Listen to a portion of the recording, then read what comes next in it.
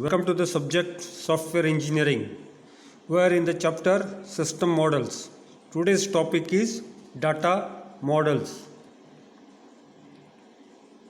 Point number 1. Most large systems make use of large database of information. Students, you have studied database management system in the previous semesters. We know that database is nothing but collection of information which is maintained in an organization. Point number 2. In some cases, the database is independent of the software system, and in other cases, it is created for the system being developed. Students, you know, in a large organization, there is a single database which is called as corporate database. It will meet everybody's requirement. But if such a database is not there, then the new database would be developed for the new system. Point number 3. An important part of the system modeling is defining the logical form of the data processed by the system.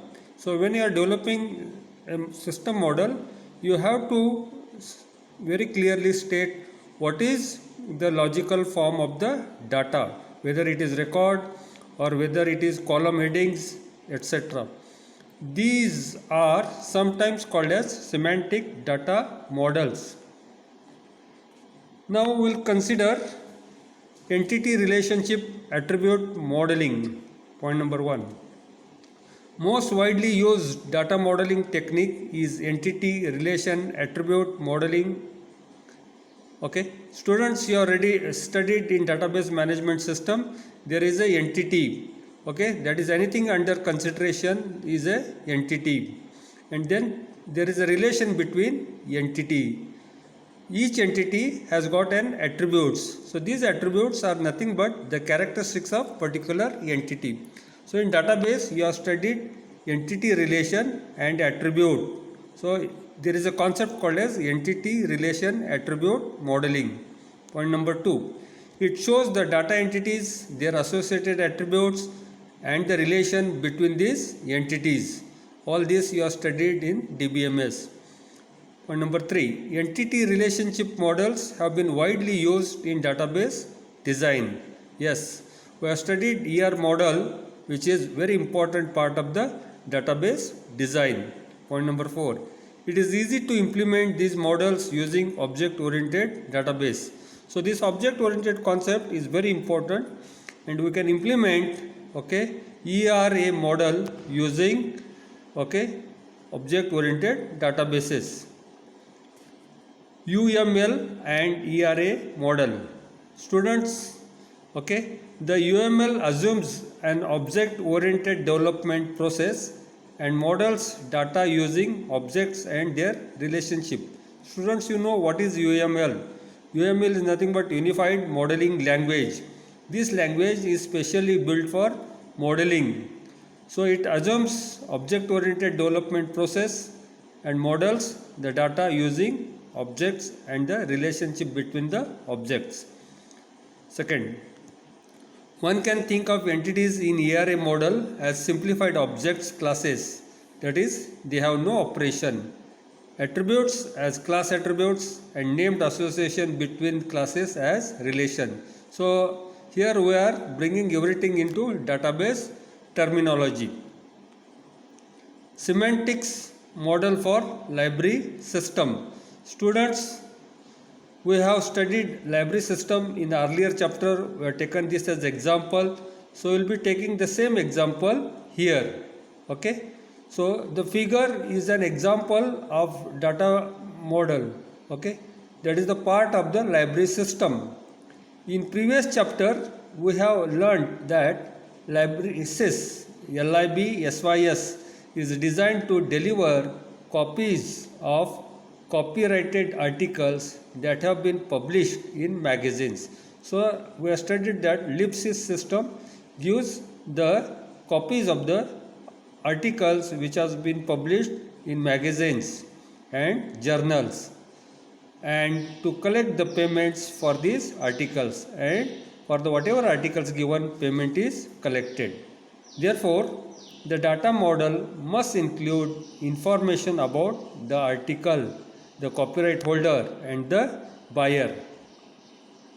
Students, you can see in this diagram there are entities called as articles, source, order, buyer, copyright agencies, and country. All these have got attributes. The attributes are mentioned below the entity name. Okay, so each rectangle contains entity and their attributes. Various entities are connected or related to each other, that is shown by arrow. Okay, so in this figure, okay, shows that article has attributes representing the title, the authors, the name of the PDF file of the article, and the fee payable. This is linked to the source, where source is an one more entity where article was published, and to the one more entity called as copyright agency for the country of publication. Both the entities, that is copyright agency and source, are linked to one more entity called as country. The country of publication is important because copyright laws vary by country and country. The diagram also shows buyers who place orders for the articles. So all these entities are described in this model, and how they are related, that is shown by the arrow. Now we will come to the data dictionary. Okay, you very well know what is data dictionary. You have studied in DBMS. Data dictionary contains the names of the entities, attributes, and what is the meaning, how they are related. Point number 1. Like all graphical models, data models lack details, and hence detailed description of the entities, relationship, and attributes that are included in the model must be maintained in repository or data dictionary. Data dictionary are useful while developing system models and are used to manage all the information. Students, you know, there should be clear meaning for all the participants, okay, regarding what are the names of the entities, attributes, and relationship. So that is why data dictionary is maintained. Data dictionary is alphabetic list of names included in the system model. Just like our ordinary dictionary which maintains word in alphabetical order, data dictionary also maintains the names of the various entities in alphabetical order. Along with the names, the dictionary should include an associated description of the named entity, also other information such as date of creation, the creator, and the representation of the entity may be included. So this is how the data dictionary is represented. Okay, along with the name of the entity, okay, other information such as date of the creation, creator, representation of entities, that we'll see in the diagram. So we will take up first advantages of data dictionary. First advantage, it is the mechanism for name management. Students, you very well know many participants have to invent names for the entities and the relationship while developing large system. The data dictionary software checks for the name uniqueness and warm requirement analysis for the name duplication. Students, you know, when different participants are developing database system, there could be name duplication. This should be avoided. That is why data dictionary is very important. It is central repository of various titles. Point number 2, it serves as store of organizational information. As the system is developed, the information that can link, analysis, design, implementation, and evaluation is added to the dictionary. All information about entity is in one place. So if there is data dictionary, all can refer to the same repository. Okay. So this is the figure of data dictionary, you can find the titles such as name, description, type, date. For example, article, the description is details of the published article that may be ordered by people using ellipsis. What is the type? It is entity. What is the date? It is 30/12/2002. So all such details are available. You can go through the names such as articles, authors, buyers, fee payable to addressee, that is buyers. You can go through all these details. This will be available in PDF file also. Data dictionary.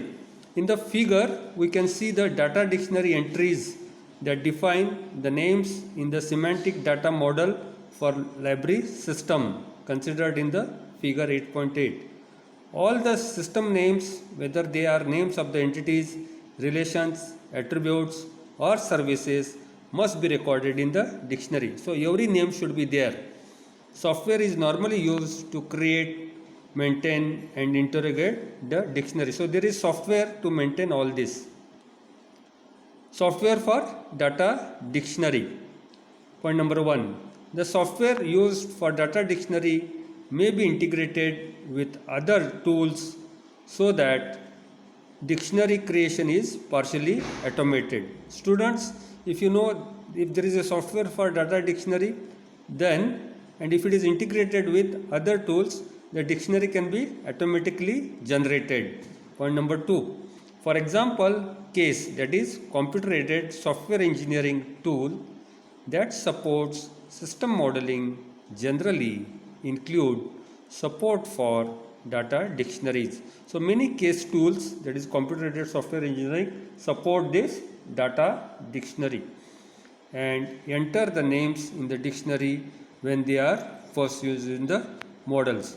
So students, today we have studied data model. So this concept is based on your last subject you have studied. There is a database management system.